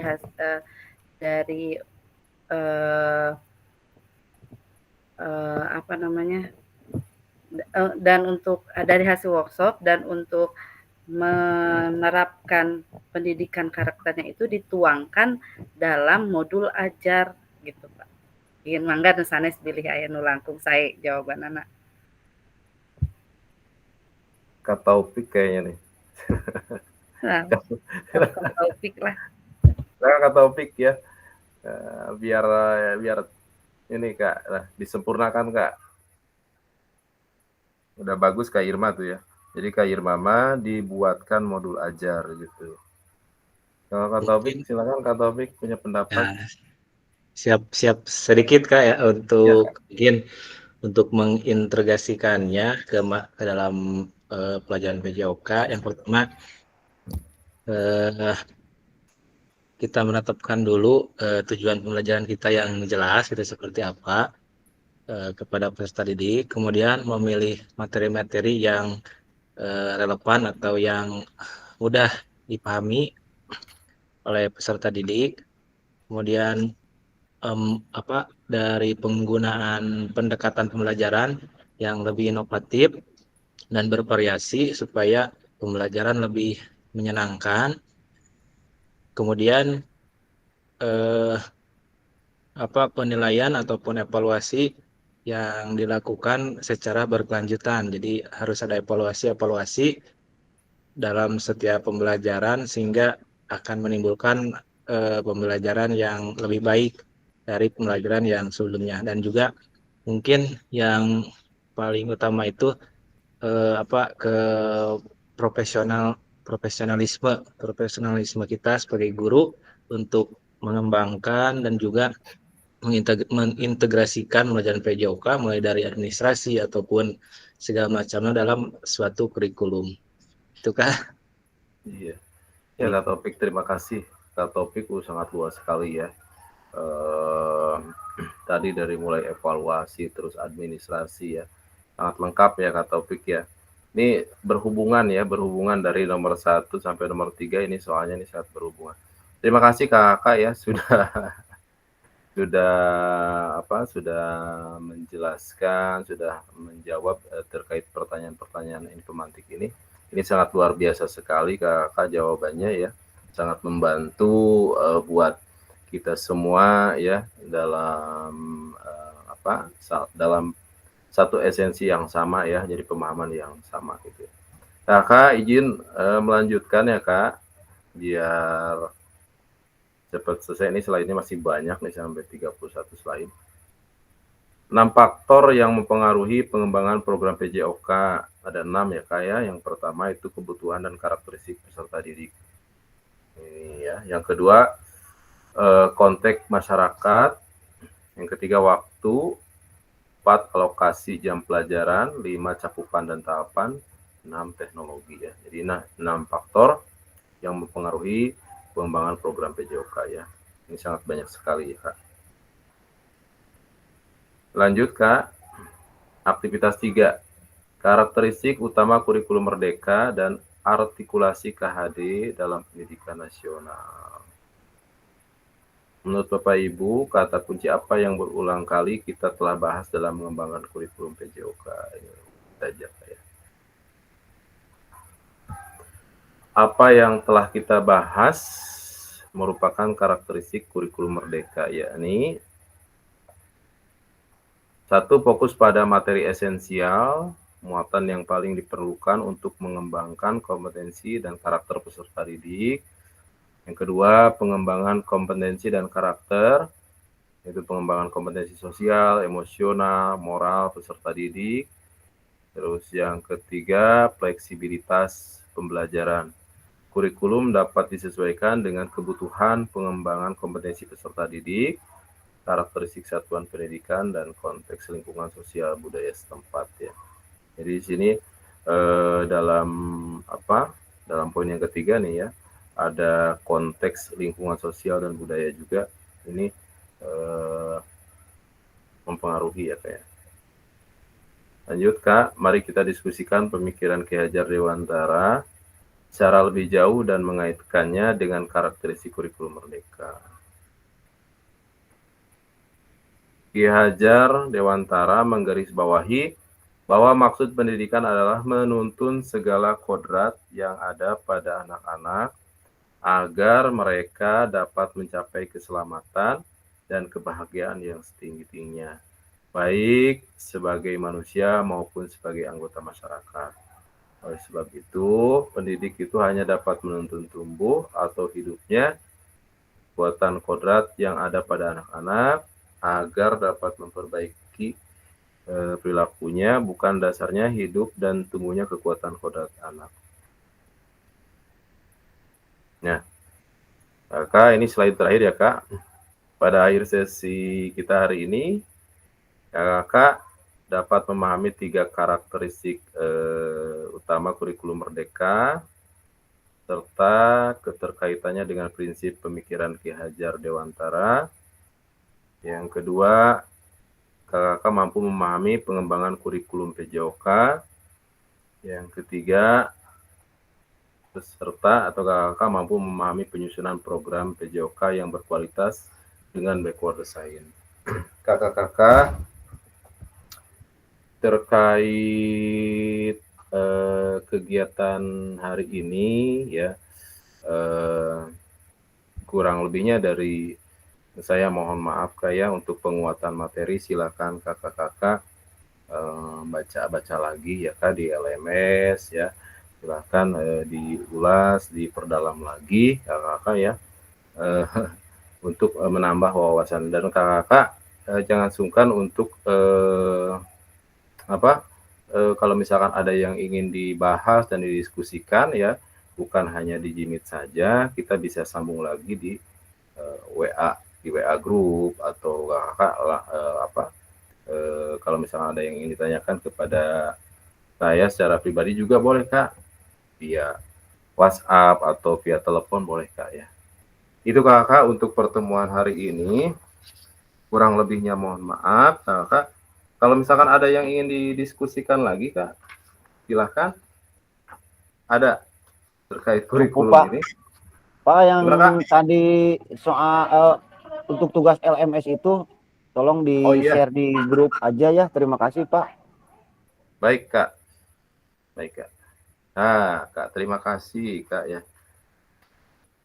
Akhir sesi ya Kak. Baik Kak, kurikulum yang kita terapkan di sekolah bukan hanya sekedar rangkaian pelajaran, tetapi merupakan fondasi penting untuk membentuk karakter dan kompetensi peserta didik dengan mengintegrasikan berbagai disiplin ilmu, keterampilan, dan nilai-nilai kehidupan. Nah, kita bertujuan untuk menciptakan generasi yang siap menghadapi tantangan di masa depan. Mari kita terus berkolaborasi dengan mendukung proses pembelajaran yang holistik, sehingga setiap peserta didik dapat mengembangkan potensi terbaiknya dan berkontribusi positif bagi masyarakat. Kakak, cukup sekian dari saya ya. Billahi taufiq wal hidayah. Assalamualaikum warahmatullahi taala wabarakatuh. Waalaikumsalam warahmatullahi wabarakatuh. Kak, seperti biasa, bentar Kak, saya matikan dulu itunya, rekamannya.